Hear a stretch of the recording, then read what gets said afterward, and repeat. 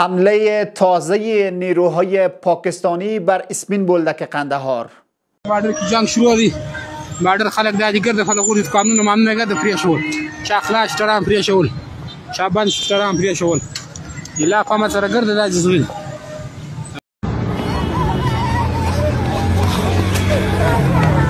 سبسسو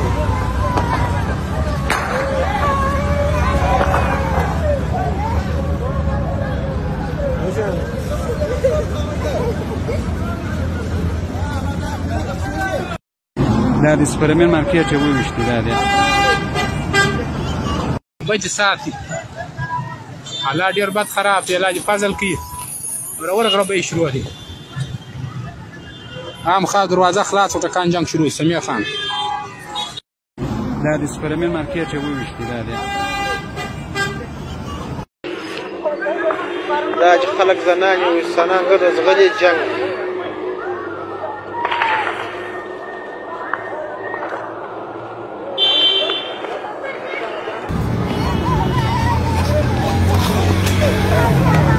سبسسو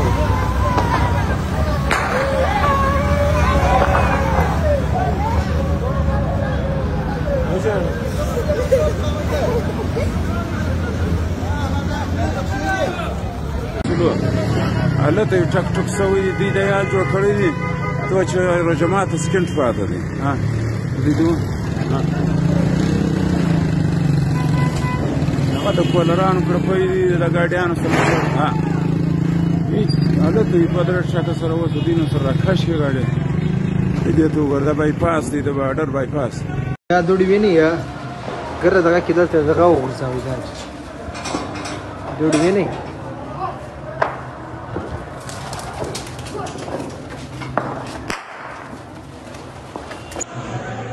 دا چیرې ومشت ما ورځه لکه موسیقل مخته مه ورځه دا خدا دا غټه ګوره ته ومشتله ده سپرمن مارکیټ کې دی دا پر دا چت ومشته یا کوټې دروازه ده څخه.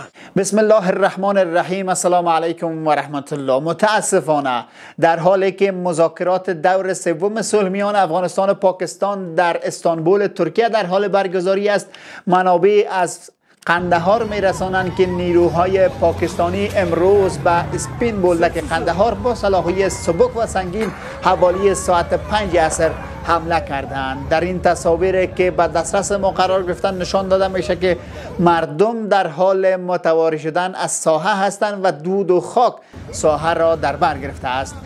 نیروهای پاکستانی در اسپین بولدک قندهار بر نیروهای سرحدی و مردم افغانستان تیراندازی کردند. در ویدیوهای منتشر شده و خبرهایی که بعد گزارش شده گفته میشه نیروهای پاکستانی بر یک خانه و یک مارکت در اسپین بولدک با سلاح‌های سبک و سنگین حمله کردند.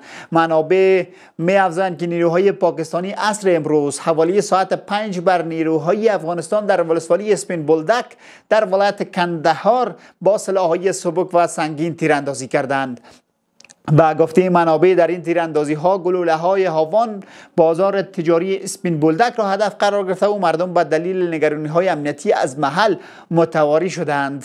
این رویداد در حال رخ می‌دهد که امروز دور سوم مذاکرات میان هیئت امارت اسلامی افغانستان و هیئت پاکستان برای کاهش تنش‌ها میان دو کشور در استانبول ترکیه آغاز شده و در حال برگزاری هست. توجه نمایید به تکرار خبر تازه. متاسفانه عصر امروز نیروهای پاکستانی بر ولایت قندهار در اسپین بولدک حملات سنگین انجام دادند. تصویرهایی که با دسترس ما قرار گرفتن نشان میده که نیروهای پاکستانی بر مردم و نیروهای امارت اسلامی حمله کردند. در تصاویر نشان داده میشه که مردم در حال فرار از محل هستند و همه محل با دود و خاک پوشانده شده است. گفته می شود در این تیراندازی نیروهای پاکستانی از سلاح‌های سبک و سنگین استفاده کردند. همچنان گفته می شود در این حملات نیروهای پاکستانی از سلاح نو هاوان همچنان استفاده کردن. گفته میشه یک بازار و خانه های مسکونی در این حملات نیروهای پاکستانی در امتداد خط فرضی دوریند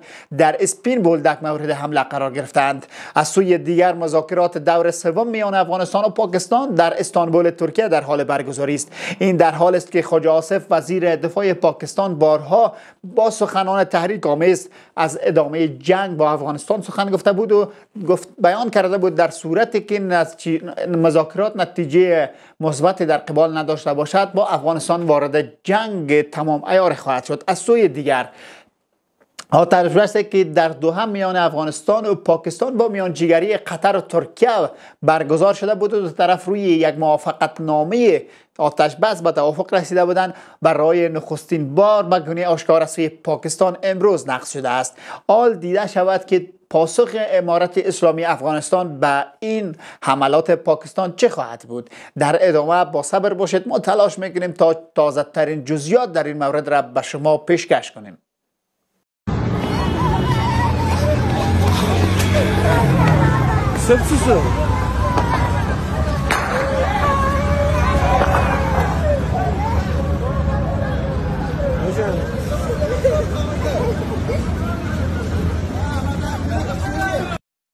دا د سپرمن مارکیټ وویشتي دا دی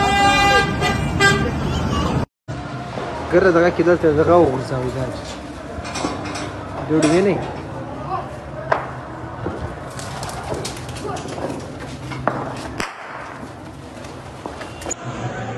دا چیرې ومشت ما ورځې لکه موسیقل مخته مه ورځه دا خو دا غټه ګوله ته ومشتله دا سپرمن مارکیټ کې دی دا پر دا چت ومشته یا کوټې دروازه ده څه خلاصه بارډر کې جنگ شروع دي. بارډر خلک دا دي ګرځي خلک ورته قانون ممنوع نه ده پرې شول چا خلاص ترام پرې شول چا بند ترام پرې شول الا قامت سره ګرځي دا ځوین بچ ساتي حالا ډیر بد خراب دی علاج فضل کی ورور غربې شروع دي عام خا دروازه خلاص او ټکان جنگ شروع سمیع خان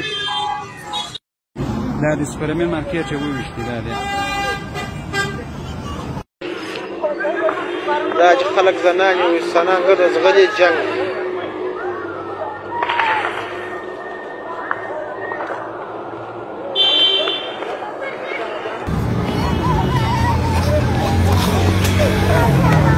سبسه